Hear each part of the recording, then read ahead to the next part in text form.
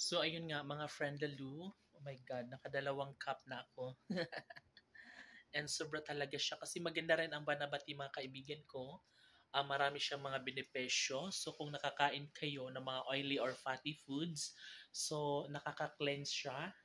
Yes, nakakapag-detoxify. Kaya sobrang love ko talaga uminom ng Banabat.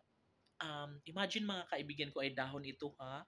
Legit na dahon galing sa puno. Kaya sobrang wala siyang halong chemical.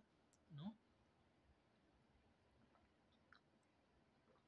And thankful kasi meron kaming Banaba leaves doon sa aming Banabatri doon sa aming barangay, no?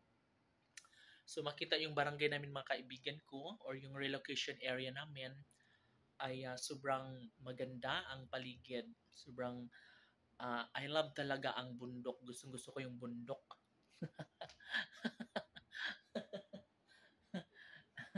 And syempre, gusto rin natin na masaag dito sa syudad para naman maka-experience tayo ulit kasi alam naman natin na bibihira lang sa barangay naman kasi 'di ba bibihira lang ang mayroong mga travel. Siguro in 1 year ay mayroong isa or dalawa or minsan ay wala kasi nga depende yon sa ano, lalong-lalo ngayon dahil malapit na yung election kaya yes, kaya nagkaroon kami ng travel kaya sa sunod ulit. And of course, marami namang ganap mga kaibigan ko na mayroon kaming travel. Yung iba kasi, yung iba naming um, mga kasama namin sa barangay ay yung iba or yung ibang mga committees natin ay pumupunta ng Bohol, Surigao, Boracay, mga ganang eksena. And ngayon mga kaibigan ko is Cebu City lang ako and Manila. So hindi ko pa na-try yung mga Boracay, yung mga Bohol, Surigao, Iloilo. Hindi pa ako naka-try ng mga ganon.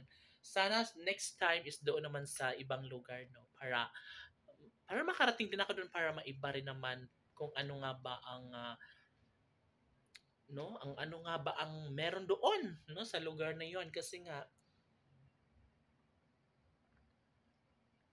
iba pa rin kapag makarating tayo sa lugar na hindi pa natin narating kasi nga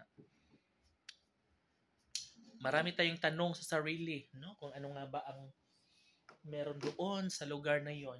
Kaya sana one day ay kung meron man kaming travel puhon ay sana sa ibang lugar naman para bangga.